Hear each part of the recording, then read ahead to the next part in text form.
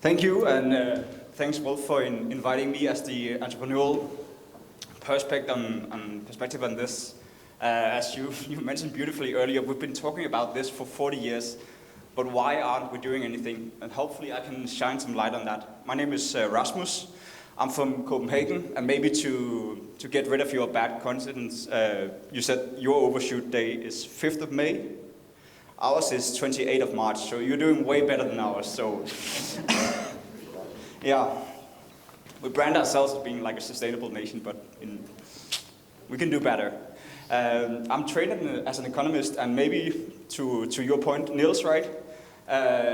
I'll try to give my perspective at least on why and how we can have the circular economy and the translation to the circular economy happen faster. So I'll try to give you a few pointers on this. But as Wolf says, we are getting late into the evening. How long time do I have? 3 minutes left. I'll just speak faster.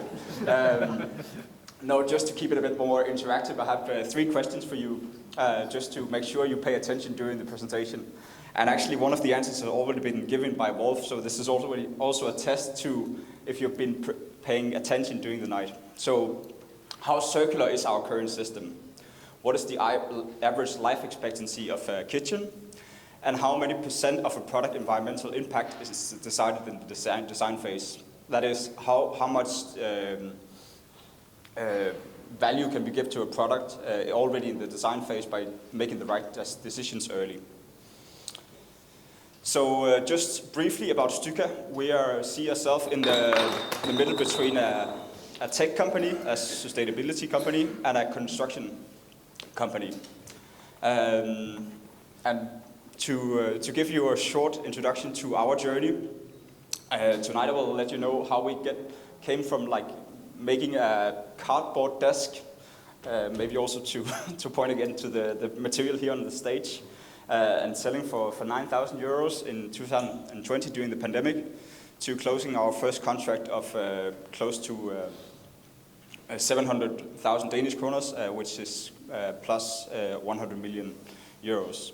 So this is what I'll tell you tonight. How did we get there? In the beginning, we were like very in love with design and software and tech.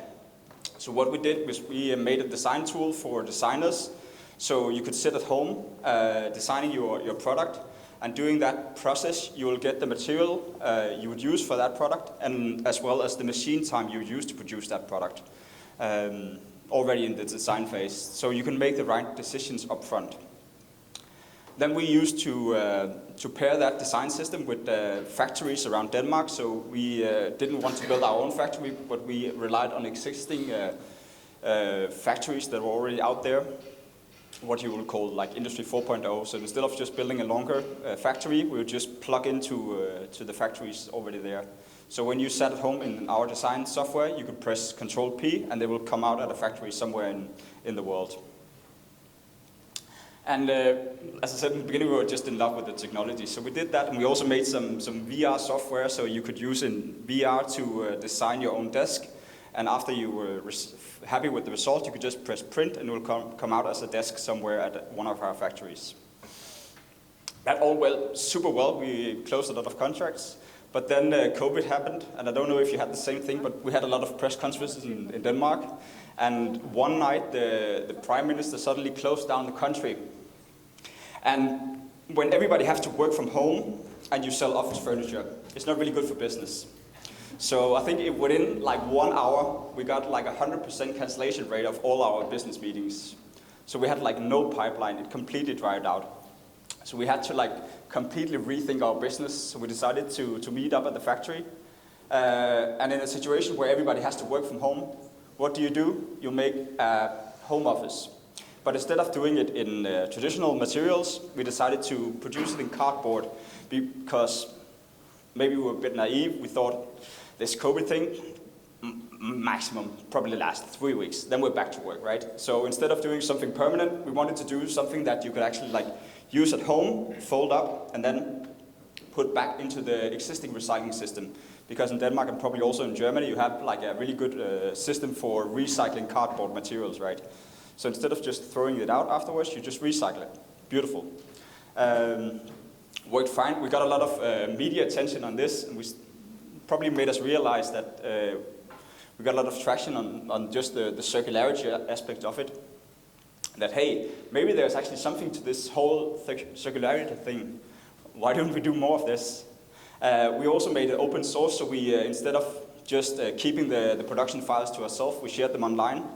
We'd actually have people around the world hacking the desk and actually wanted to collaborate with us and producing them themselves on location and paying us money to produce it.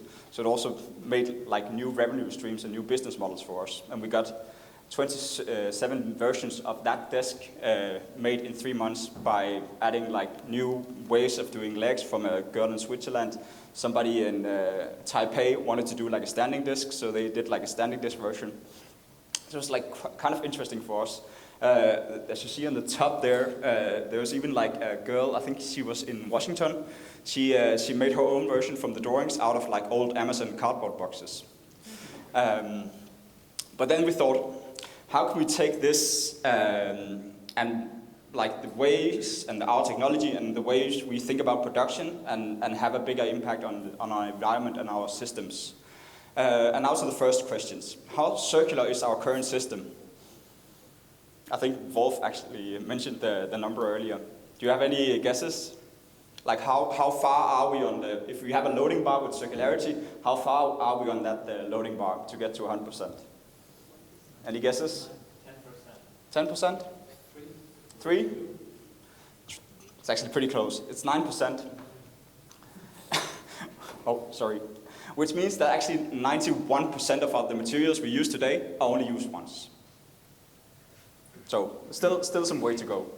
The construction industry, which we chose to target, accounts for 30% of all waste, and it accounts for 40% of all CO2 emissions. We talk about we need to fly less, which is actually only like 1.2% of the CO2 emissions. So I don't know why we don't talk about this, and as an economist I would say pick the low-hanging fruit and start there. But somehow we seem to skip that. But that's actually where we started. I don't know if you probably all know this graph, but this is our CO2 emissions over the past 200 years. We talk a lot about like becoming climate neutral, so just like flatlining this. But in fact, I think we need to change it upside down, and I'll come back to that later. The construction industry is super interesting in a way that if you see these two photos, they're taken some years apart. One is taken in 1922, the other one is taken 100 years later. Not a lot have happened, right? And in fact, the construction industry is, if you measure over the past 50 years, is one of the only industries that has managed to become less effective. That's quite impressive, right? So there's room for improvement. It's also make it an easy market for us to target. But our question is, can construction industry solve the climate crisis? If you look at a building, like a normal building, and this comes to the next question, what is the average lifetime of the kitchen? Any guesses? 20. 10 years. 10? 20. 11.2 years. So pretty close. Good guesses. We build buildings that are built to last 100 years, but everything we put inside them last maximum 5 to 15 years. So there is definitely room for improvement. If you look at the German market alone, if you take these 11.2 years and multiply it by the 40 million housing units we have here, it's average of 3.5 million kitchen changes each year. That accounts to like 805 million kilos of waste each year, just from kitchens alone. And why does that happen? It's because it's made of poor quality, so you make products that are only made to last so long so you don't get angry with the supplier. And also we have like these fashion changes and changing needs. So we decided to target this industry and made something we call smart interiors that are designed to last a lifetime. So to come back to what Stykka is today, we produce a set of hardware, so we produce all the interiors and parts that can be put into like multiple different products. So everything from your wardrobe to your bathroom module to your kitchens.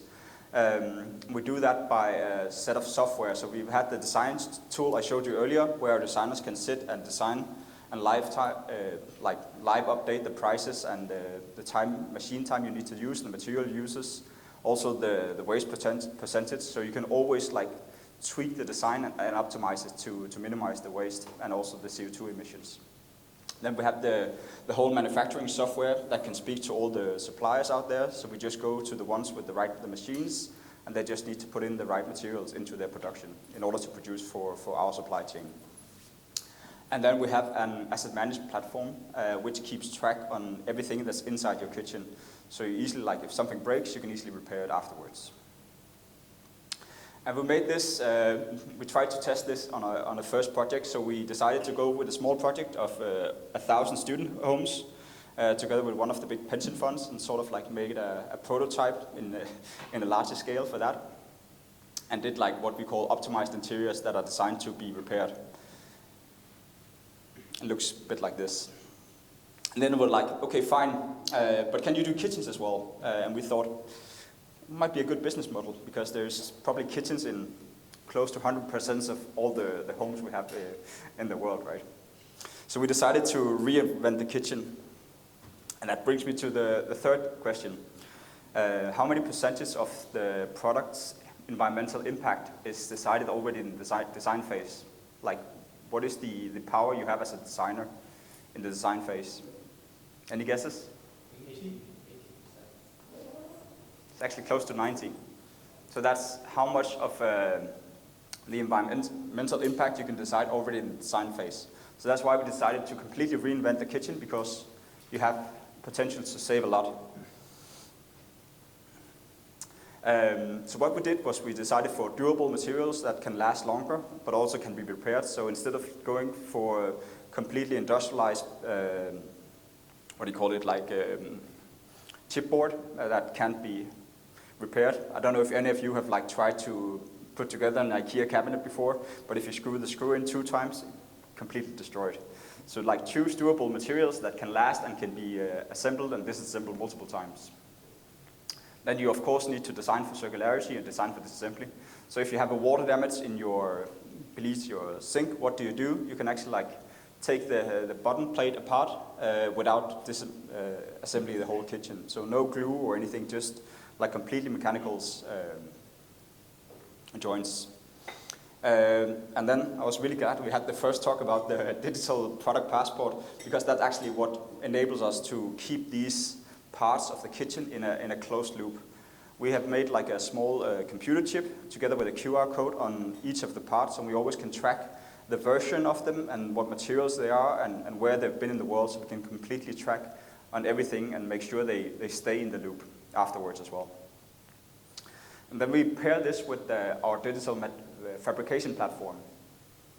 So instead of this old system where you dig out some materials, maybe in Africa you ship them to China, you produce something, then you ship it back to Europe, then you waste it afterwards and ship it back to a waste field somewhere. Can we make new systems that are more sustainable and think in a new way, and also make it more economically viable?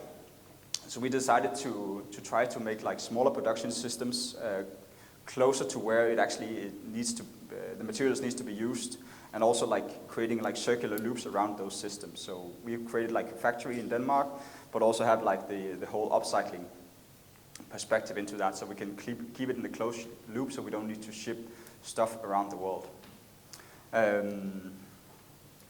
Yeah, maybe I'll skip this. This is how we optimize the production so we can minimize the waste. So we have used our algorithms to actually say, if you want to produce 40 kitchens, how can you place these parts on a wooden piece to minimize the waste? And how do you close the loop on the circularity? You need what we call a digital twin, because things might change over time. So in order for you not to, as a consumer, remember which year did I buy this kitchen, who did I buy it from, what is in there, we need to keep a digital twin. So underneath the sink on each of our product, you can scan a QR code and you can actually get access to that digital twin. Then you need to make sure that your product can be remade So we actually designed it so all the materials, like if it's scratched or you need a new color, you can just change the thin layer of it and give it a new color and then put it back into circulation. So we keep it, the core material, in the loop. In order to do that, we use what we call a digital asset management platform. So again, scan the QR code and then you get a web shop that keeps track of all the things that are in your kitchen. So all the drawers, all the fronts and everything, and you can just use the web shop to order a new one that fits exactly for your kitchen. It's just how it looks.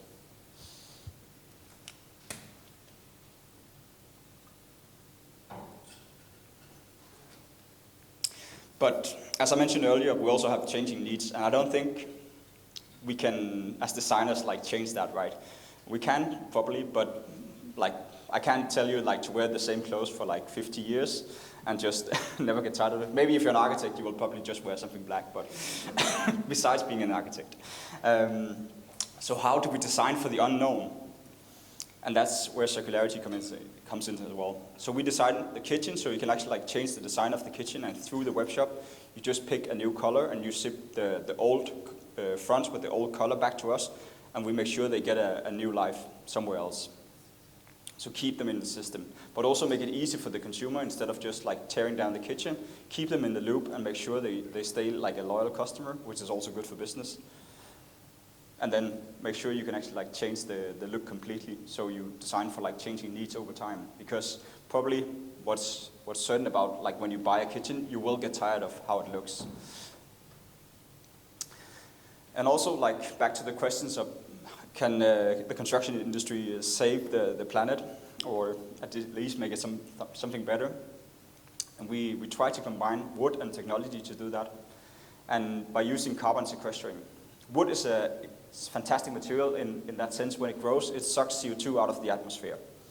So if you turn that wood into like hardwood products that have a long life, which you keep in a loop, you can actually create what we call a carbon bank. So that carbon that has been sucked out of the atmosphere, if you make sure that you never burn that out again at some point, you'll actually keep storing CO2 from the atmosphere into your furniture. So just for fun, we did a calculation of one of the projects we are doing in Denmark. I think it's 2,000 apartments. And in a project like that, we can save 750 kilos of CO2. And we also want to use this to educate our end consumers. So sort of like teach them, okay, you might want to change your kitchen completely and change it into something more fancy. But if you actually keep it, there's actually like CO2 stored in your kitchen to help them like change the behavior. And then back to the point about being an economics and how we make things happening in a larger scale. And I will actually like show you how we sell to our clients. I don't want to go into detail with this spreadsheet, but we actually made a comparison between our kitchens and our competitors. Let's say our kitchens, of course, we don't have the benefits that IKEA or our competitors do, and we use better materials. So our kitchens are usually like 20-25% more expensive. But how can we make the argument to our customers, which are big construction companies? So yes, they like to be sustainable and all that, but in the end, it's the wallet that decides. So actually what we did was made the calculation say, okay, fine, we might be a bit more expensive up front, but if you change your kitchen in like, let's say, 10 years, sometimes it's only 5 years. If it's a rental apartment, you don't take that much care of your products because you don't own it. So already after one cycle, you've actually start saving money. And that means if you're an investor in an apartment and you have to pay less money to upkeep your building and renovate them all the time, your apartment or your asset becomes much more worse because you save money over time. And this is just to illustrate it in a more less economic way. So if you see that's on the left side, right? That's our product, and then we have the same installation cost. We try to do something so it's more efficient, so we actually save money in the installation process as well. And then you reskin your kitchen each like 10 years. But if you compare to a normal kitchen where you have to like change it all like every 10 years, you actually end up saving like 48%, even though our product is more expensive. And that is on a normal like 30-year life expectancy horizon. And then we try to, also with like digitalization, we try to make also the installation process more effective. So can we save money on the whole, like having not to like have an installer go out, measure the room. So instead we made an iPhone app just using the newest iPhone with the same technology they use for scanning your face. We can actually like scan a room instead of measuring it. Then we get the 3D file back to our designers so they can sit and design live inside the 3D model. And then ship your kitchen within 7 days. So yeah, that's pretty much it. I think in the end, I think also like back to your point, Ursula, like why don't we make this like happen faster, and why hasn't things gone faster? I think, in my opinion, like circular economy and circular design and sustainability is the digitalization of our generation. If you don't have that as part of your business model now, you don't have a business in, like, let's say 5 to 10 years. So you might as well start thinking about it now, otherwise you'll be outcompeted by smarter and more sustainable companies. That's it. Any questions?